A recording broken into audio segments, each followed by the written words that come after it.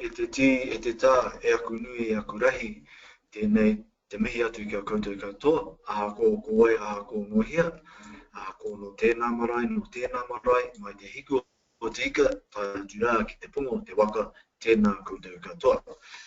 My name is Mason Ngawhika, and I will be presenting the webinar today. And hopefully it won't take too long. We'll just go fly through it, and yeah. So today, the kaupapa of today is reading labels. Now, reading labels is very, very important for many of us because from reading the labels, we can understand what's in the foods that we eat. Now, pretty much all foods need to have label except for ones that are not packaged. That's pretty much the main one. If it's not packaged or they don't need packaging, or if the packaging is too small to be able to have a label, then it doesn't need a label. Also, for some strange reason, alcohol doesn't need to be labeled. All it needs to have is the alcohol content, which I believe is going to change soon because of if people understood what was actually in alcohol, they might think twice about drinking so much of it. So I'm just going to fly into this, so kia ora. Can't wait. So what I'm going to do is teach you, what I'm going to teach you today is to give you those skills for you to be able to interpret what's on our labels. That's really, really important. I'm not a big sort of supporter of informed choice in a lot of areas within health, but I do believe if you understand how to read a food label, you do actually make an informed choice. What you choose probably will be initially based on the cost and what you like, what your food preference is, and probably third would be what's inside the food, how healthy it is, and the types of nutrients that's in it. So yeah, so that's what we're going to do today. So first of all, what every food package must have is they must have the name of the product. So for instance here, the name of the packet or the food product here is salada. As you can see, it's got the word light, which is a food claim. 97% fat-free, which is also a food claim. And we're going to talk about food claims later on in this presentation, but for now, just recognize what's on a packet. Every single packet must have a date of marking, so that is the date that it's been manufactured, so that has to be there by law. And secondly, there must be either a used by date or best before date. A used by date generally means once you've reached that date, it's probably not fit for consumption. However, if it says best before, even though it would be ideal that you eat it before that date, you still have the ability to consume that product. So slightly different used by date and best before date. Just to be safe, if it's exceeded the date on there, think twice before consuming. Next. Another thing that all packets have, as you can see in this presentation, on this page, sorry, ingredients. And by law, every single ingredient needs to be listed from the largest to the smallest, the largest to the smallest. For instance, if you were to look at the back of a packet and it said the first ingredients is sugar, you can generally assume that there's quite a lot of sugar in this product because its first ingredients is sugar. And if you go to a lot of cereals these days, you'll find that sugar is probably the second ingredient, which still lets you know that it's still a predominant amount within that product. So they generally list from, so they always list from the largest ingredients to the smallest ingredients. And if you, as I said with the sugar, if you see some of those nastier ingredients at the top, that probably lets you know that it's not the healthiest food. And as you go to the smaller ingredients, you probably get to additives, and then within additives you might see the odd number or two like thickener, 990, preservative 630. These are the numbers that represent a chemical that has a specific function for the food, either to make it thicker, to preserve it longer, to mix the fat up. There's a whole bunch of different functions from those additives. So that's the ingredients. There's also may contain a trace of. By law, if the product has got any allergens in it, and there's a whole bunch of them, an allergen could be either a dairy product, a wheat product, a soy product, an egg product, shellfish, a crustacean, and there's probably some more. If it's got any of that in there, it must be stated to allow the person who may have those allergies to see if it's got it in it. Often, even if those allergens aren't in there, but that same manufacturing plant still processes those allergens, they may just say, we used equipment that processed those allergens, so that just lets them off the hook, just in case some of it has been tainted with any of those allergens. Someone might get sick, so that's what they also do. Every single packet must have storage requirements, so that is the advice to allow your product to last the longest. So generally it'll be in a cool, dry place or in a fridge or something like that. You must be always able, if there's anything wrong with your product, to contact the manufacturer. So there's got to be that kind of information on the packet. So if you're unhappy about anything, you have to be able to contact the manufacturer, and those details are on there. And every single packet should also have a nutrition information panel. The nutrition information panel lets you know what are your macronutrients and how much of them, they being fats, carbohydrates, and protein. And also will mention sodium, not cholesterol, saturated fats, and other things as well, fibre and such. We'll talk about that right now. But just to recap, so every single label must have the name of the product, what it is, manufacturer details, any allergy information as mentioned, date markings of when it was made and when it used by date or best before date, what's in it, the ingredients, any food claims on it. They have to follow some stringent criteria to be able to talk about food claims. We'll discuss that later on in this presentation. And storage requirements, what you need to do to ensure getting the longest life out of your products. Alright, so what we're going to do now is we're going to go through a quick activity that allow you to understand what's in the food that you're eating, to be able to interpret the types of nutrients within the product. And today we're only going to focus on 5 different nutrients. One is fat, one is sugar, one is salt or sodium, one is saturated fat, and the last is fibre. And as you can see within this presentation, they have those we call them macronutrients and micronutrients. They have them in the left-hand column. Then there's two other columns. The middle column says per serving, and the column on the right says per 100 grams. For the purposes of this activity, we will only focus on the per 100 gram column. As you can see under there, it's got the ingredients, which we already talked about. Wheat flour is first, so that lets you know in this particular product, the largest component of it is wheat flour, then salt, then yeast, and so on.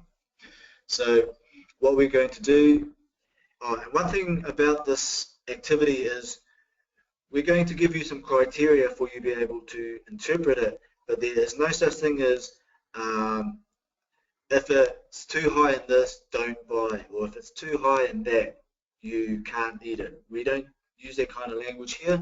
We just want to let you understand if something's high or low in a certain nutrient, and If it is, that will influence whether you buy or consume that product.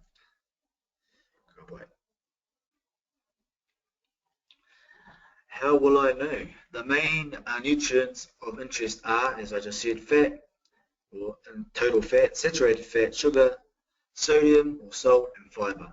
And the ranges I will be giving you is high, very high, and extremely high, and there's also a low. But for this purpose, I just want you to know high, very high, extremely high. And if you're in my classroom, I'll be getting you to say these numbers over and over again, so you won't learn it and you put it in your memory banks. Okay, so fat. Now, when we're looking for fat, you go down the left-hand column. There's energy up the top. Then there's protein, and as you can see, it says total fat, and we are interested in total fat. And if you go to the per serving column, it says there's 7.4 grams of fat per serving. Now, serving is an interesting concept because serving, there's no actual law or legislation saying what a serving is. So in this case, it's a toffee pop. And if you went to the back, it'll say how many biscuits in a serving, and in most in toffee pops it will say 2 biscuits per serving, which means absolutely nothing because many people eat 4 biscuits, some people eat a whole pack, whatever. So don't worry too much about the serving in this particular instance. So we slide over to the per 100 gram column, and as you can see, there is 21.7 grams. So what that means is within every 100 grams of this product, 21.7 grams of this product is fat. So if you are any good at maths, you can work out that 21.7% of the toffee pop is fat. Alright, and so now I want you to memorize this to your mind, which is 10, 20, 30. I can't hear you saying it back to me, but I'm just guessing you're going 10, 20, 30. So 10 being high, 20 being very high, 30 being extremely high. 10, 20, 30. And if it's under 5 grams, then that means it's low in fat. So if we go back to our per 100 gram column, as you can see, it says 21.7 grams. So using our criteria of 10, 20, 30, it's just over 20. So this toffee pop is very high in fat based on it sits between 20 and 30 grams of fat per 100 grams. So it doesn't take a scientist to work out that this is a high fat product. So don't forget 10, 20, 30. Luckily for you guys also, sugar, we use the exact same criteria, 10, 20, 30. So if a product is over 10 grams of sugar per 100 grams, we say it's high in sugar. Over 20, it's very high in sugar, and over 30, it's extremely high in sugar. And if it is under 5 grams, it's low in sugar. But for the purposes of this activity, just remember 10, 20, 30. Can I hear you say it? Very good, very good. 10, 20, 30. So the words are high, very high, extremely high. And here we have a very well-known product called Nutrigram. Very nice, tasty product. And if you ever watch the ads on TV, it shows us an Iron Man food, a great healthy food, high in protein. And if we were going to, so now we're going to go to the left-hand column, and it says energy, protein, fat, and generally sugar is under carbohydrate. Sugar is a carbohydrate, but it's a specific type of carbohydrate, which obviously is a sugar. So you go under carbohydrate. Sugar, you've got the per serving column, but carry on. And as you can see, the number 32 there. So what that means, for every 100 grams of Nutrigram, 32 grams of it is sugar. So if you're a real maths genius, you can work out that 32% of this product is pure sugar, and 32% is basically 1/3. So if you cut that box of Nutrigrain into 3 equal parts, a whole 1/3 of those, or 1/3 of that, is just pure sugar. And using our criteria of 10, 20, 30, as you can see that it exceeds the 30 grams, which lets you know that Nutrigrain is an extremely high sugar product, extremely high. So you'd probably only recommend Nutrigrain if you were actually a Ironman athlete, because you need to be fairly physically active to burn all that sugar off. So 10, 20, 30. So fats, 10, 20, 30, high, very high, extremely high, and sugar, 10, 20, 30, high, very high, extremely high. So we're halfway there. If you did have a packet on yourself, you can just go straight to the under carbohydrate, for instance. You'll see sugar, slide to the per 100 gram column, use your criteria of 10, 20, 30, and you'll be able to work out whether that is high in sugar, very high in sugar, or extremely high in sugar, and use those same criteria for fat as well. Okay, salt, or specifically salt, the flash word for salt is sodium chloride, and in this particular instance we're focusing on the sodium component. Now sodium has been connected with high blood pressure, so people who have a high sodium intake generally have high blood pressures, so it pays to reduce the amount of sodium within our diet. So our numbers here are slightly different, and we're not talking in grams either, we're talking in milligrams. So our numbers here are 350, 450, 550. So let me hear you say it. 350, 450, 550. So these are our numbers. So here we have Skippy cornflakes. Go to our left-hand column, slide all the way down to where it says sodium, then slide all the way along to the per 100 gram column, and what this says is that for every 100 grams of this product, there is 780 milligrams of sodium. So using our criteria of 350, 450, 550, as you can see, this massively exceeds our extremely high in salt criteria. So you can see not quite double, but right up there, there is a lot of sodium in this product. And don't quote me on this, but Jess, our other dietitian within Tangata, tells me that that's enough sodium to meet the requirements of a child for 3 days. So as you can see, there's quite a lot of sodium in there. Now, for instance, if you don't have issues with high blood pressure and you don't have it in your family, then it's probably not going to be the worst thing to have a high salt product. But if health is an issue for you and you come from a family with high blood pressure, it might be a smart thing to do to keep an eye on your sodium intake and reduce or avoid the types of foods that are high in sodium. So just to go over it again, 350, 450, 550 are our criteria, and anything under 150 is considered low in salt or low in sodium. Cowboy. Saturated fat. A high intake of saturated fat is associated with what we call cardiovascular disease. Now, cardiovascular diseases can be any heart attacks and strokes, basically. Anything that affects the blood vessels that leave the heart, go to the brain and come all the way back to the lungs and the heart again. Anything that impedes the flow of blood is basically considered a threat on your cardiovascular health.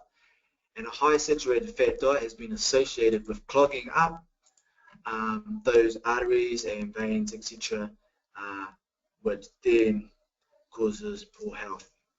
So basically, you want to reduce the amount of saturated fat in your diet. So our numbers here is 369. 369, let me hear you say that. 369.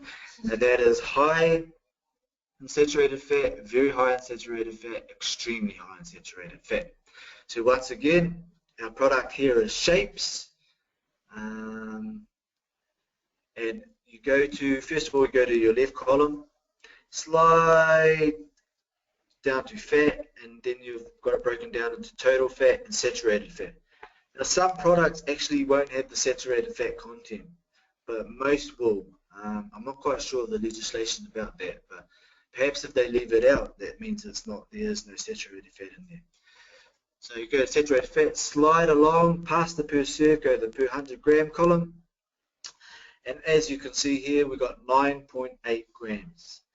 Using our criteria of 369, as you can see, 9.8 grams exceeds our 369, exceeds the 9, so it is extremely high in saturated fat.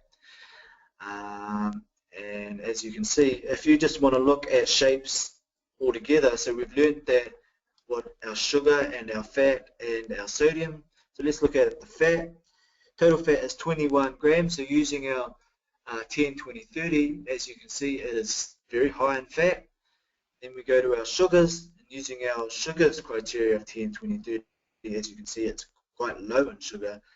Using our criteria of 350, 450, 550 for sodium, you can see it's also extremely high in sodium, but also, as you can see, extremely high in saturated fat. So as far as healthiness goes and a healthy snack goes, shapes doesn't really shape up. It's probably not too good for you. I'm not a fan of it, but I do know a lot of people like to eat the shapes. But now that you know what you know, you might find something that still gives you that taste sensation without all of those nasties of sodium, saturated fat, and fat. Alright, so based on that, I probably would leave shapes alone. So don't forget, so our sugars was 10, 20, 30, our fats was 10, 20, 30, our sodium is 350, 450, 550, and now our saturated fat is 369. Alrighty then, fiber. So luckily for you, we've used the same criteria of 369. The only difference being is for all those other nutrients we were talking about, less was better. But in the case of fiber, more is better. So we want more fiber in our diets because most of us don't. I think the average adult needs somewhere between 25 grams and 30 grams of fiber a day, and most Kiwis don't get that amount. So we want the more the better. Why do we want more fiber in our diet? Basically, there's a couple of reasons. It's good for our gut health. It provides a perfect environment for the healthy bacteria in our gut. And also, anything that's high in fiber is generally associated being high in nutrients, high in phytochemicals, high in goodness. So the more the better. Our numbers here are 369. Can I hear us say 369? 369. 369. So high in fiber, very high in fiber, and extremely high in fiber. And our product today here is Wheat Bix, a family favorite, something I probably had for breakfast for a very long time. And as we go down, head down to where it says dietary fiber. Fiber, by the way, means your body doesn't actually digest it, so it goes in and out, but you absorb all the other nutrients within that high fiber content. But you slide along here, and as you can see, the per 100 gram columns, it says 11. So using our criteria of 369, it is above 9. So Wheat Bix is extremely high in fiber, and therefore we would advocate you buying this product. If you were to go to, say, using our sugar content, go to sugars, slide along, remembering our criteria for sugar, 10, 20, 30, it's 2.8 grams, so it's very low in sugar. We go to fat, using our criteria of 10, 20, 30, and it's pretty sure that's wrong because it wouldn't be 12 grams. Scrub that. And sodium is 280, using our criteria of 350, 450, 550. As you can see, it's well below sodium. So it's very low in sodium. So Wheat Bix, an absolutely healthy product, and good breakfast, especially for our tamariki mokopuna. So as I said before, many of us, including myself, we don't make a decision over what we buy based on how healthy it is. For people like myself, where money is important, we generally go for a cheaper option. So by all means, choose the cheaper option, but you might get two products that are the same price, and in terms of taste preference, they're kind of the same. So why not get the healthiest of those two? So here we have two different crackers.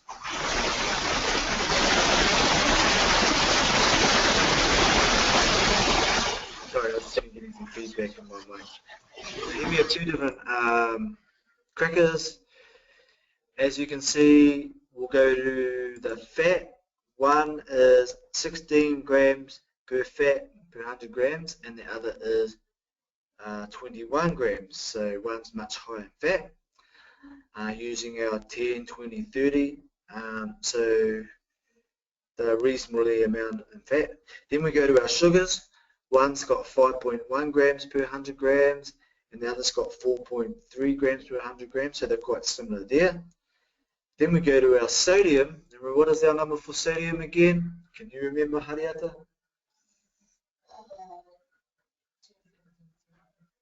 Nearly.